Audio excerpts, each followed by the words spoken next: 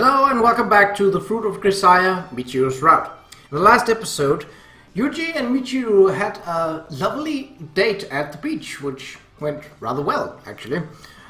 However, Yuuji then being tasked by the other Michiru to stop his pretend dates with Michiru, failed to do so because he felt that he lacked answers. Meanwhile, Yuuji and Michiru decided to give Kitty Meow, or Rummel, an actual name, as Michiru had been fearing giving him a name in the fear that he would disappear. The name that they came up with was Meowmel, a mixture of Kitty Meow and Rummel. Let's continue. The newly designated Meowmel has officially become a component of Michiru's world. In commemoration, the girl bought pricey white meat from some pet food store, and after breaking it up into tiny chunks, fed it to the cat in question. Of course, the finicky little beast barely ate half the bowl before turning up its nose and wandering off. But Michiru smiled happily nonetheless. Even as she complained about her friend's high-class tastes, the girl looked deeply gratified. It wasn't an unpleasant little scene. I doubt any objective observer would take me for an average student. But in the time I've spent with Michiru recently, I think we may have become a fairly convincing ordinary couple. Even if it's nothing but a game. Meowmel! Meowmel! Meow! Ah, so there you are. What do you think you're doing in Yuuji's room? Honestly, you're always hanging around my place, except when I need you. Meow? Meow isn't going to cut it, mister. You got that? Hey, Yuuji, how much do you think Meowmel understands of what we say? I was reading quietly in my room, but that seems to be at an end. Not only Michiru, but even her pet are now barging in here whenever they feel like it. That said, the cat's still wary of me. Whenever I approach, he runs off and hides. Don't understand why he comes to my room for the express purpose of fleeing. The animals are more convincing Sundara than his master ever was. Hey, are you listening to me? Yeah, I'm listening. Are you asking about this creature's particular capabilities or the linguistic intelligence of cats in general? Whatever. I just want to know how much gets through to him, I guess. Well, let's see. To simplify somewhat, I think he understands about as much as you do. Huh? That much? He's practically human smart. So, you're not? Well, no. I'm a human, so yeah, what I meant, not what I meant, huh? Wow. Whatever, I guess it just means he's a smart little guy, unlike me. Well, it's impossible to really understand the thoughts of someone you can't hold a conversation with. Even among fellow human beings, a difference in language can lead to pointless conflict. Look, I don't want this whole complicated lecture, I was just asking about Meowmel. I wasn't trying to be obtuse. It's a simple question of how we communicate our intentions to each other. Very basic stuff. Sure, yeah, but whatever, let's just drop it. Her cat still perched on her head. Michiru approaches me with timidly a frown on her face. But it's an exaggerated performance. I can tell that she's not actually too unhappy at the moment. Yuuji, every day's been really fun lately. That's so. Guess your make-believe game was a wise choice. Yeah, that's right. Makes me want to track down the kid who first invented playing house and give him a Meowmel Medal of Honor. Hey, so we've been pretend dating all this time, but are we still playing right now? Sure. Not like we've been drawing a clear line, so that works for me. So that means I've sort of come to play at my boyfriend's house or something, right? Not sure I'd necessarily infer that dating someone means that they're your boyfriend. Too bad, infer it anyway. So, anyway, that means you're the guy who invited your girlfriend up to your room or something, yeah? I guess you could interpret it that way. Crap, I'm the one who said it, but I'm still getting all flustered. You're a strange one. Want some water? Nope, I'm good. I see. Think I'll have some myself. I take a bottle of mineral water from the fridge, pour a glass and gulp down a mouthful. The cool liquid slides pleasantly down my gullet. Can I have some after all? Sure, not a problem. Wait a second, I'll get you a glass. Oh, that one's fine. Michiru snatches the glass from my hand, then hesitantly examines it, seemingly uncertain where to put her mouth. In the end, she squeezes her eyes shut and chucks down the rest of the water.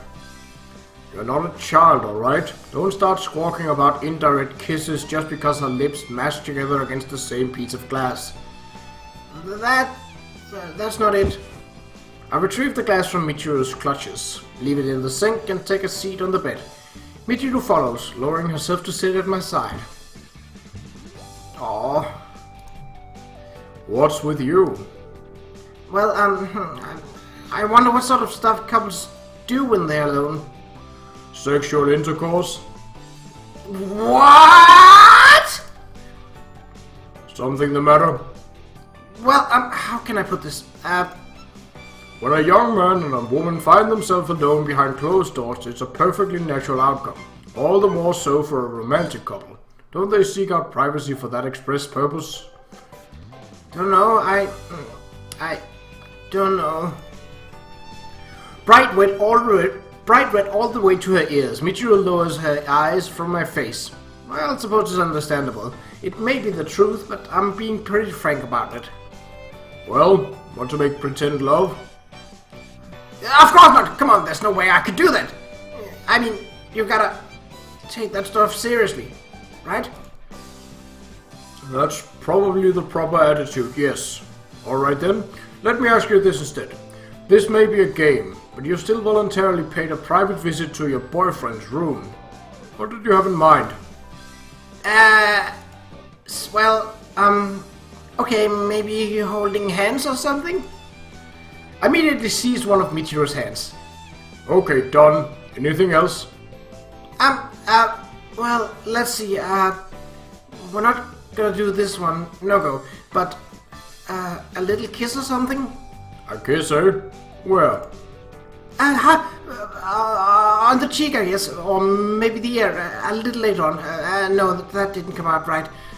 I didn't mean anything weird, just, you know, your ears are super ticklish, right? So, sort of a little teasing thing, I guess. I see, but we're not actually going to do it, are we? Since this is just pretend and all. Yep, no good. Other than that, we could just talk a lot. It'd be fine.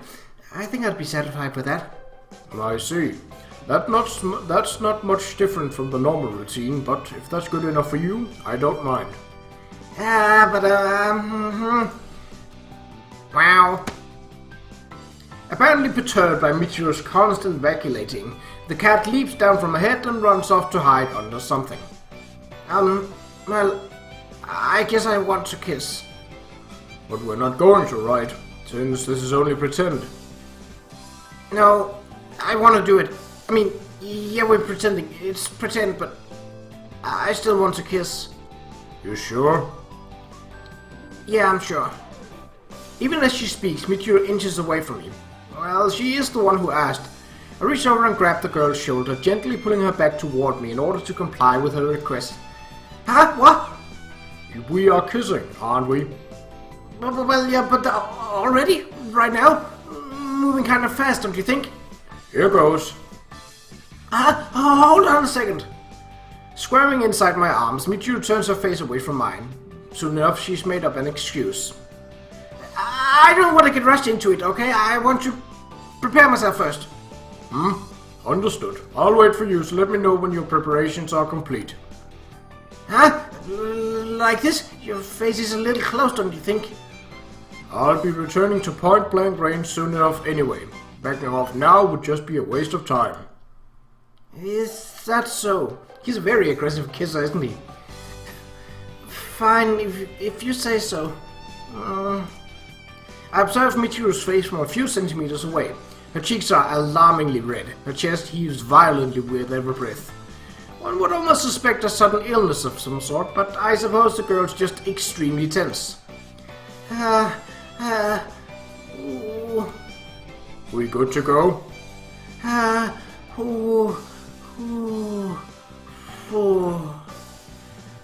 Okay, I'm ready. As soon as the girls finally give me the go-ahead, I close the distance between us and claim her lips without hesitation. Her shoulder twitches inside my grip, and in the next instant I can feel her whole body go stiff as a plank.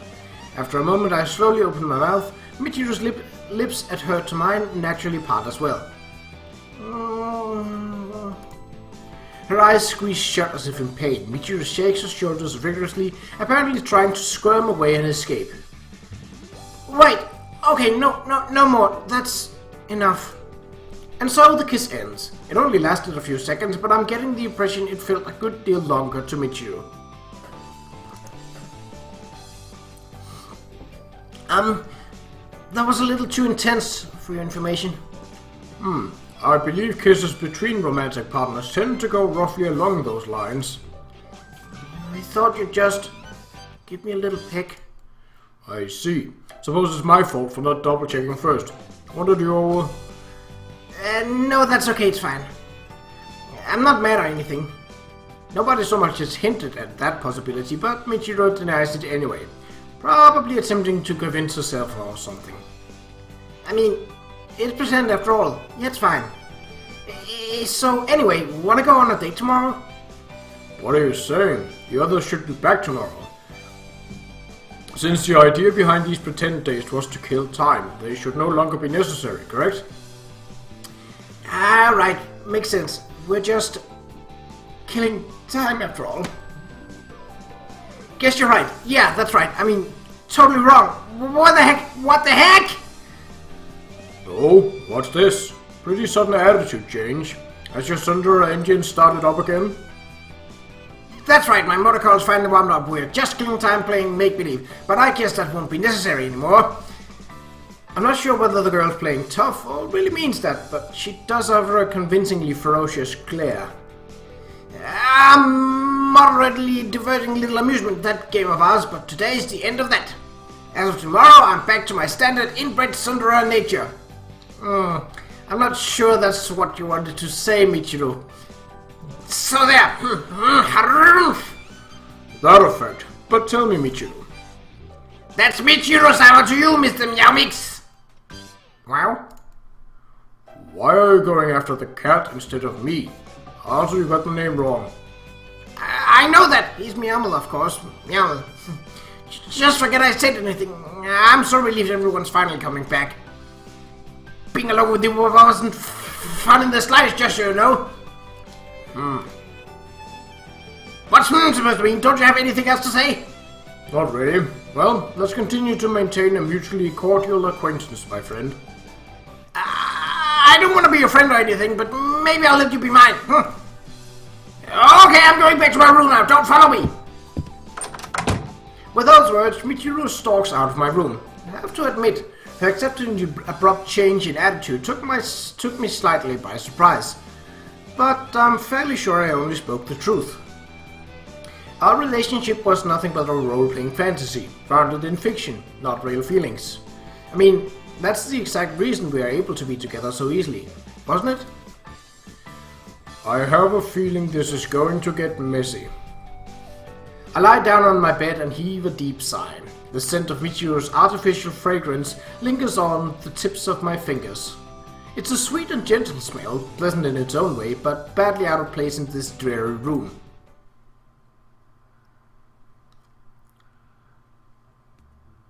I remember the vacation of theirs, of the other girls being longer, with Yuuji and Michiru going on more pretend dates than they did, but well, I suppose it's been a long time since the last time I played.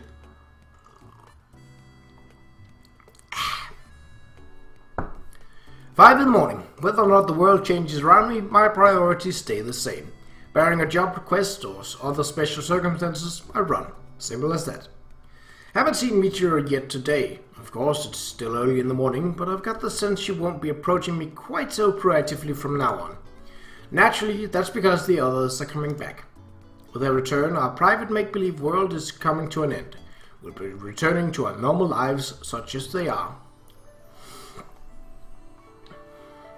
I run my standard route at a fixed, moderate pace, careful not to wind myself, and finish with a light cool-down cruise.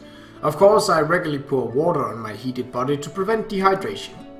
It's the exact same routine as always, but for some reason it feels less than fully satisfying today. The day slips past noon and there's still no sign of Michiru. I briefly consider heading up to her room to see if anything happened, but that probably would be an overreaction. It's possible that she's just sleeping in, for one thing. After all, we've been running around all over the place on those pretend dates. It wouldn't be surprising if the accumulated fatigue caused her to oversleep. In the end, I decided to take a walk around the campus to clear my mind. I'm fully familiar with the scenery by now, but the firm grasp of the local terrain and arrangement of nearby buildings is extremely important. It's crucial to maintain awareness of viable escape routes and suitable places to take shelter in case of an emergency. At such times, up-to-date and precise knowledge of your environment can be the difference between life and death. Therefore, I proceed to sequentially compare the layout of the area against the map in my mind. Sakagi? I'm back. What's with that look on your face? Something wrong? No, I mean, I'd like to ask you the same thing. You got a rather frightening expression at the moment. As I was imagining various crisis scenarios while reviewing the area, it seems my face naturally grew somewhat fierce. I stick my index fingers in the corners of my mouth and push them upward. How's this? Better now? What on earth? Are you feeling alright, Kasami-kun?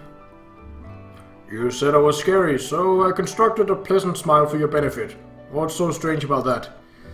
Well, sure, but were you really the type to do something like that? Even I clown around every once in a while. Okay, let's see you clown. Very well, I will now tell a joke. Okay. A sandwich walks into a bar. The barman says, "Sorry, we don't serve food in here." Okay. Sakagi, my friend, allow me to explain. The word serve can refer to both an offering certain items for sale and... No, I get it, I do. It just wasn't funny. What? I had a lot of confidence in that one. It was a smash hit in D&D and food, you know? Well, good for you. Whatever that is. In any case, I knew you joked around sometimes, but for some reason it feels like you've changed a little. Don't know about that. I'm the same person I've always been. Ah, that's right. I didn't forget the souvenirs. Here you go. This one's for you. I love that little fanfare. Whoa, a fluorescent green glow-in-the-dark skeleton keychain? Never expected you'd actually buy one, much less an anatomically correct model, with limbs that rattle back and forth. Huh? But you did say you wanted one, didn't you? Well, I suppose, but the visual impact was intense enough that this fanfare rang out in my head. I'm afraid I don't quite follow. Also, I got these 6 pennants for Matsushima-san.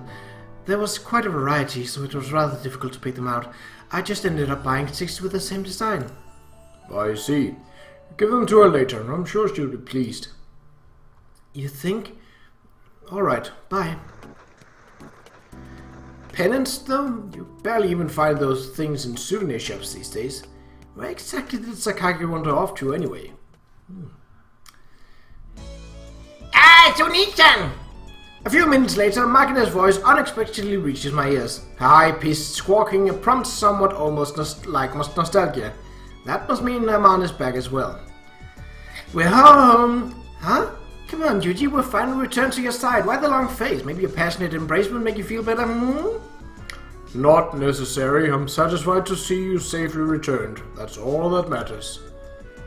All that matters? Nothing else in the whole world matters at all?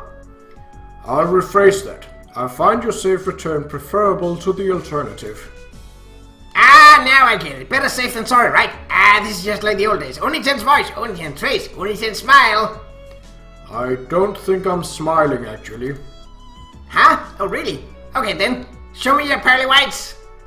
No, I think I'll pass. I tried something similar just now, but it didn't get a very good reception. What? No fair. Show me to you, bum. Alright, enough of that. Amano, my friend, were you able to enjoy a satisfactory period of rest and recreation? Amano answers while lightly smacking her own shoulder in a show of weariness. Well, more or less, yeah, but it's summer and all, so there were a ton of festivals going on back home, you know, and Magna kept dragging me along to every single one. Yep, I mean, come on, festivals are pretty sweet, right? Of course you want to go, they got grilled squid too! She bought all this food and barely ate a thing. Same as it ever was, you know. When you're with Magna, it barely even matters where you go. It's all the same tune. Ah, that's right. Want some grilled squid, Oni-chan? It's 4 days old, but I hung on to it. Figured it might still be edible. Okay, I really wouldn't. I'm pretty sure it's gone bad by now. Not to worry, I wrapped it in aluminium foil, see? Should be fine. Magna went out of her way to bring it back, so I suppose I'll take a bite. Surely a very small amount can't do that much digestive damage. I really think you shouldn't. Hey, what's all this? You people are so noisy and you got some nerve coming back here without so much as a hello to me! Kapow! Michiru makes an abrupt, dashing entrance. Just as before, she is fully clad in Sundara armor, her expression cheerful and energetic. Qa'Rajh, wanna eat some squid? Yeah, sure. Michiru, that's... What a bold spirit. Ignorance is bliss, as they say. Here you go, I got plenty. Eat up, girl, eat up! No. What's this? Pickled squid? Sour. Dunno! No. Oh yeah? That was tasty. I see Michiru's the same as always. That's right, same as always! In response to Mamana's words, Michiru shoots a quick glance in my direction. I'm not sure of the meaning behind this, if there is any. Hey, Oni-chan! It's been a while since we had some quality time together, right? We're sleeping in the same bed tonight. Magna leaps in my direction and unabashedly coils herself around my arm. The girl seems to be performing her best impression of a monkey escaped from the zoo. Somebody's weirdly brazen today. Well, you know, halfway through the trip she started whining about wanting to see you. Yes, she was a little lonely after all. But for some super strange reason I forgot all about Qa'Rajh. Oh. Huh? It was just a joke, you know, Qa'Rajh. Michiru bites her lower lip and stares in our direction with a troubled expression on her face. Qa'Rajh, I'm talking to you. Hey? What? It's nothing. I'm totally normal, okay? It's clear that Michiru suddenly lost her composure. She actually seems to be hyperventilating slightly. What's wrong, Michiru? Calm yourself. Like I said, nothing's wrong. I'm perfectly normal Sundara doing run-of-the-mill Sundara stuff. You're getting a little paranoid, you know. Somehow I am not convinced. I exchanged looks with Amane. She seems equally concerned. Yeah, no problems there. Magna, let's head back to the room and get our luggage put away, okay? What? I want to save our reunion with Oni-chan a little longer. Enough of that. Come on, hurry up. Here we go. Practically torn off me by Amane, Makina grudgingly sets off towards the door. Let's play some more later then. Yeah. As soon as the two are out of sight, Michiru lowers her head to me apologetically. I'm sorry. For what? Acting like that. But, not really. I mean, it's not what you think, okay? Really, it isn't. I'm happy when everyone's here. It's lots of fun, but I'm starting to feel a little scared. Scared? Of what exactly? Well, like I said before, I start thinking about how we won't be together forever, and it makes me really sad, so I start acting a little weird. I'm sorry. I drop a hand on Michiru's head and pet her like a cat. That's no good. If you're a Sundara, then act like one. You're worrying too much about a lot of things. Yeah. Wow. I'll try not to make things too weird. You do that. There is still plenty of time until graduation, isn't there? No reason to break down now. Yeah, I know. It's eating something on top of your head. Yeah, don't worry about that. It's just a biscuit. I'll admit to being somewhat worried, but I'll do my best to pretend otherwise. What? If it isn't Kasami-san and Michiru-sama, goodness, it's been some time, hasn't it? Aikumi and Sachi have returned to this land once more. Hey there, Sachi. It hasn't been that long, but you've sure gotten... Well, not particularly different, actually. Indeed, people don't change quite so easily as that, after all. I'm glad to see that Michiru-sama seems well. But how have you been, Kasami-san? No problems worth mentioning. Is that so? How very nice. In any case, Kasami-san, I'll be at your side from today forth, so if you find yourself in need of anything, just say the word. Ah, of course that goes for you as well, Michiru-sama. Well then, I must attend to my luggage. She didn't mean anything weird by that, did she? Still, for some reason my chest kinda hurting all of a sudden. When she said that thing about being with you, I got this little stab of pain in my heart. What's with that? Don't ask me. You'll probably be back to normal soon enough. Oh, yeah, you're right. I'm gonna go rest in my room for a while. I don't feel that great. Matsushima-san? Huh? Well, I got you souvenirs. Sorry, I'm gonna go lie down for a while. Can we do that tomorrow? Really sorry. Wait, the penance? My apologies, but Michiru seems to be under the weather. Save those for next time, alright? Okay, but the yeah. With all the students back in the dormitory, a normal lives pick up where they left off 2 weeks ago. Or so I'd like to say. But just as I feared, things don't go quite so smoothly. When Michiru spends time with the group, she's quiet and gloomy. Even perpetually oblivious Makina has caught on, leading to tactful comments such as, "You're acting weird lately, Chiro." From what Michiru's told me, the source of her distress is her belief that everything ends eventually. Personally, it strikes me as pointless to worry about such things, but the girl's clearly suffering in her own way. Anxieties and fears are personal things. It's impossible for the others to ever fully understand them. As the girl grows increasingly unstable, the other Michiru has begun to appear in her place more frequently. She seems, to put it lightly, somewhat concerned about the situation. And that's where we'll end this episode. So until next time, we shall see how the other Michiru handles the situation. But until then, take care.